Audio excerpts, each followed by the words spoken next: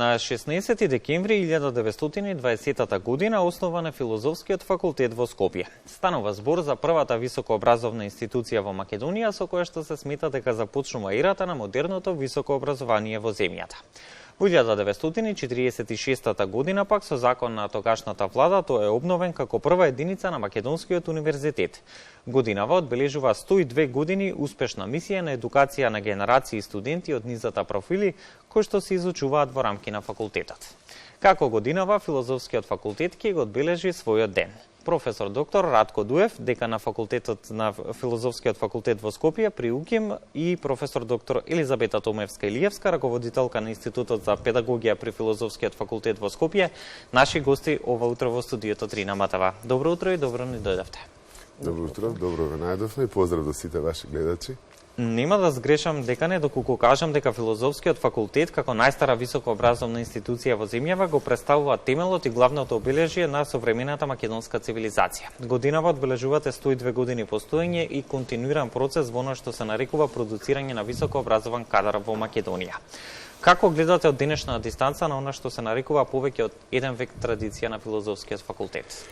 Јас тоа го нарекувам нов век, ново време, но иста мисија, иста визија. Бидејќи научните области кои што изучуваат на Филозофскиот факултет се главно општествени науки, хуманистички науки, во време на пандемии, кризи и сето она што се соочува не само нашето општество, бидејќи високото образование е интернационално образование, и светот, кадрите кои што ги создава Филозофскиот факултет се во голема мера вклучени во сите овие процеси.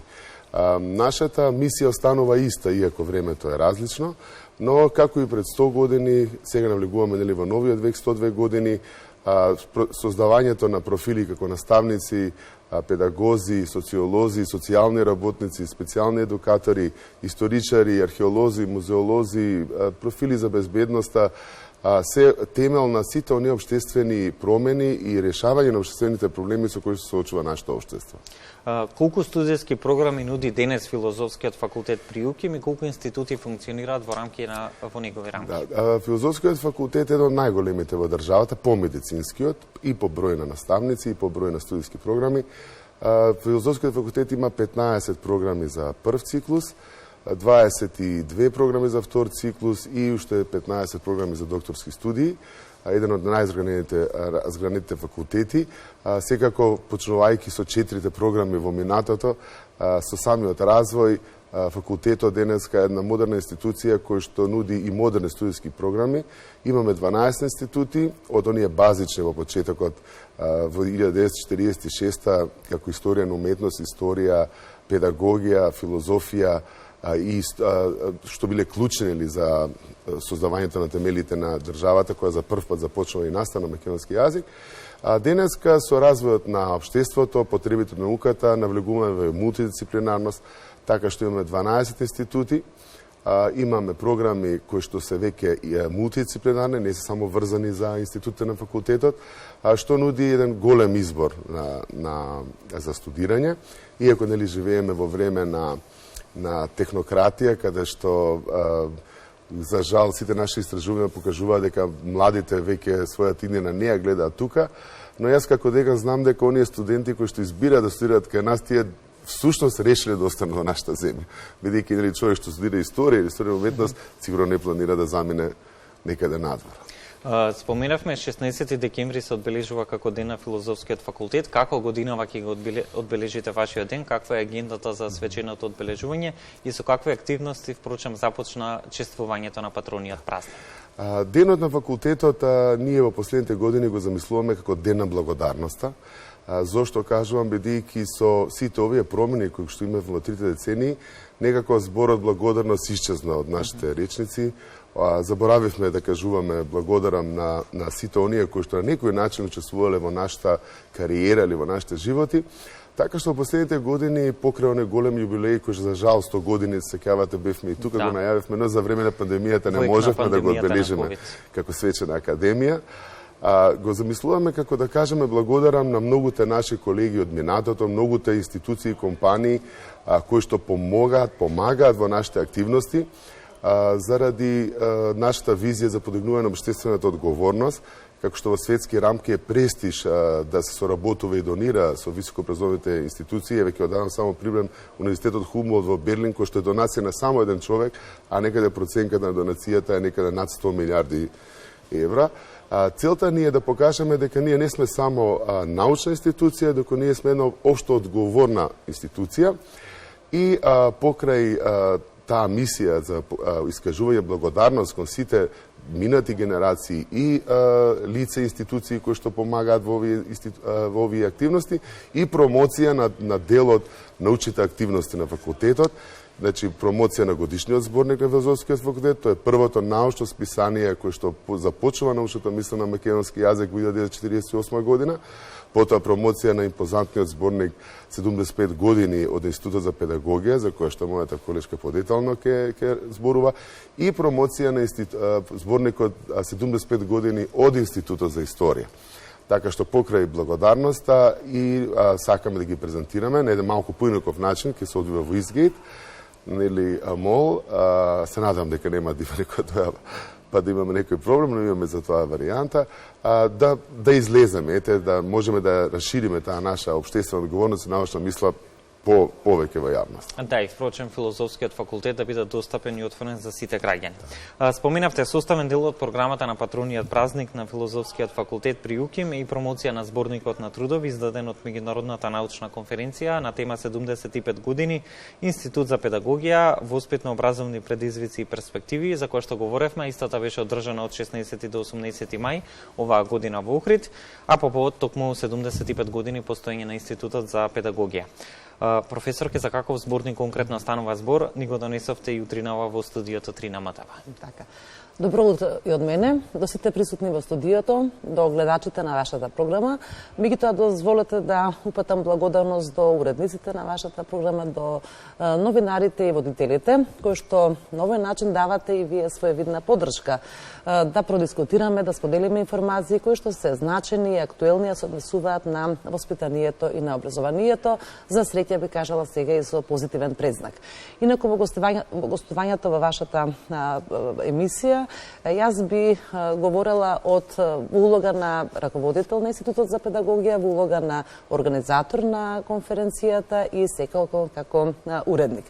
Именно, знаете, голема е честа, меѓутоа и одговорноста во рамките на вашиот мандат да се случува една таква голема јубилејна година, односно обележување на значајниот и важен 75 годишен јубилеј од постоењето на Институтот за педагогија. Зошто велиме важен и значаен?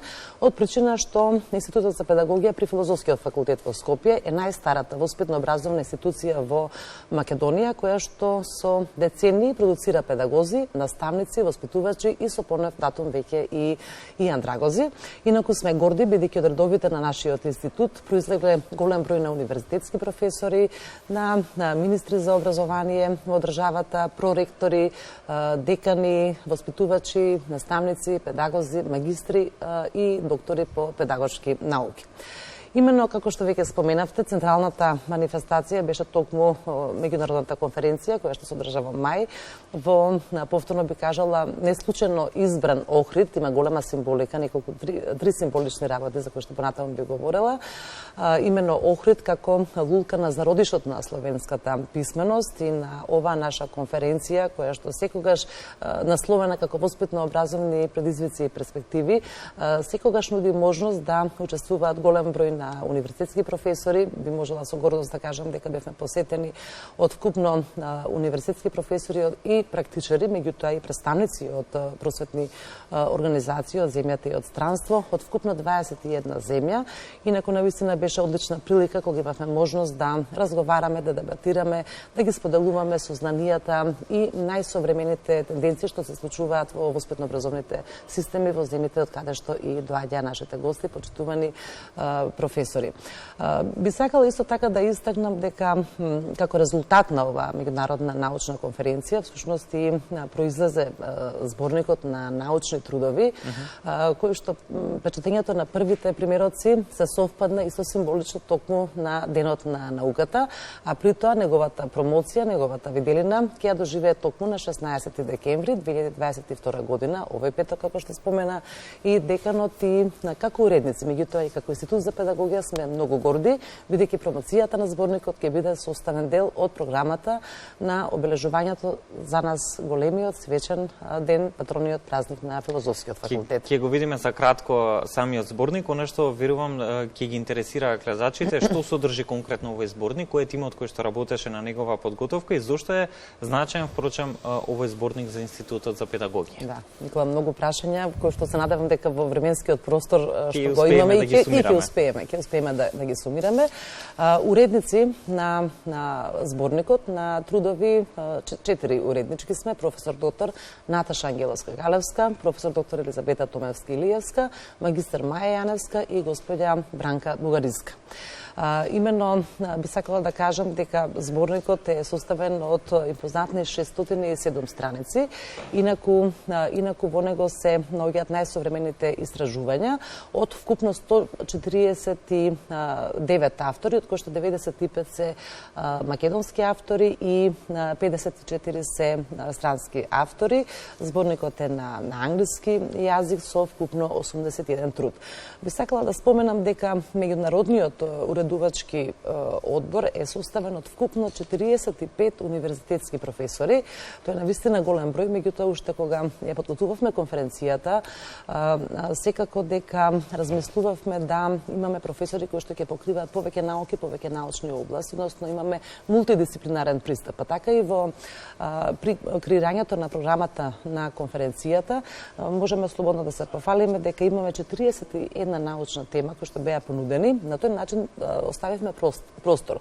Освен што педагозите да имаме можност да имаме представници од научните области и дисциплини, од психологијата, социологијата, од специјалната едукација, рехабилитација, безбедноста, историјата, археологијата, уметностите, медицината, физичкото и здравственото образование и така натаму и така натаму.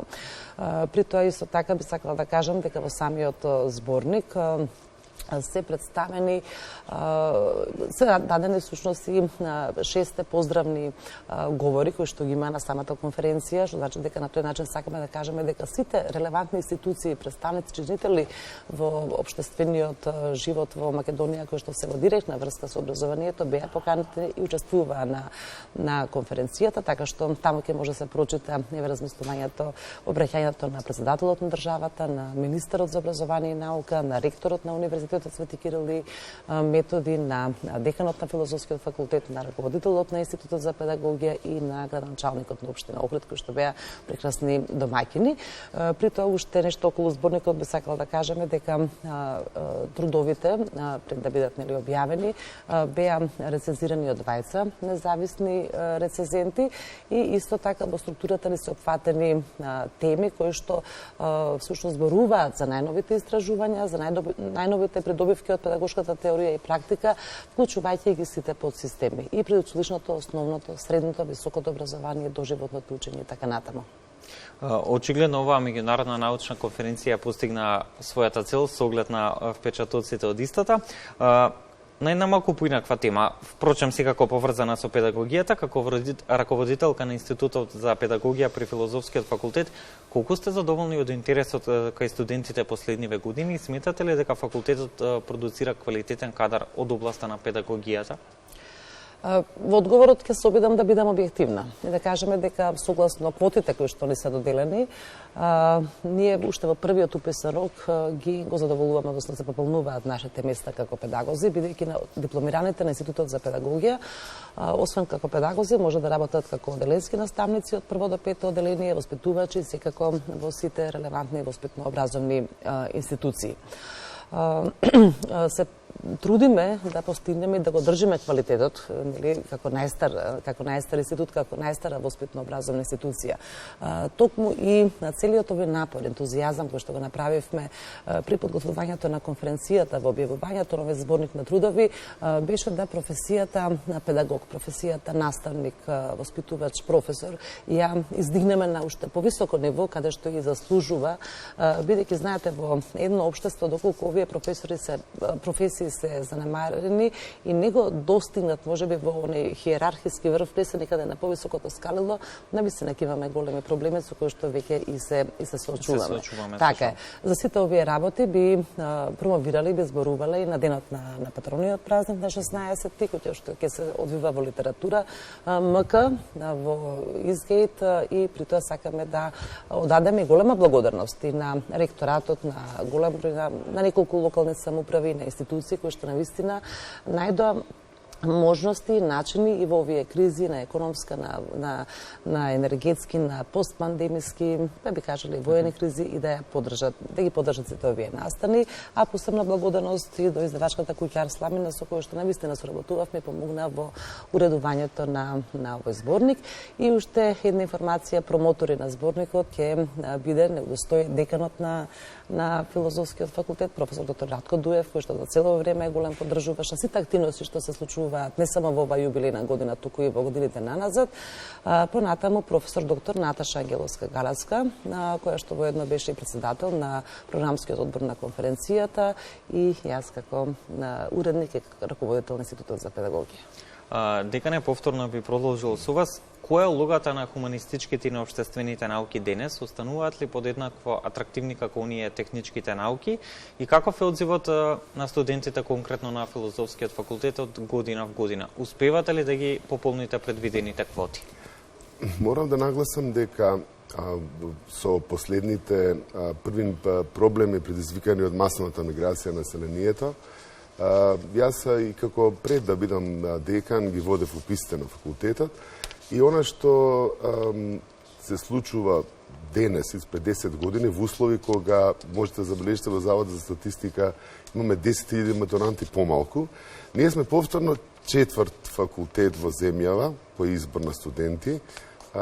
Како ги трнаме медицинските, денеска факултетот за информатички и компјутерски науки и економскиот факултет, кој што за нијанса, некои 20-30 студенти има повеќе од нас. Тоа покажува дека и во вакви услови студирањето на филозофскиот факултет е се уште атрактивно за младите ученици. Како што напоменав, кај нас студираат ученици кои што не решили да заминат од земјата, нели, во голем дел, иако тој тренд сега се зголемува.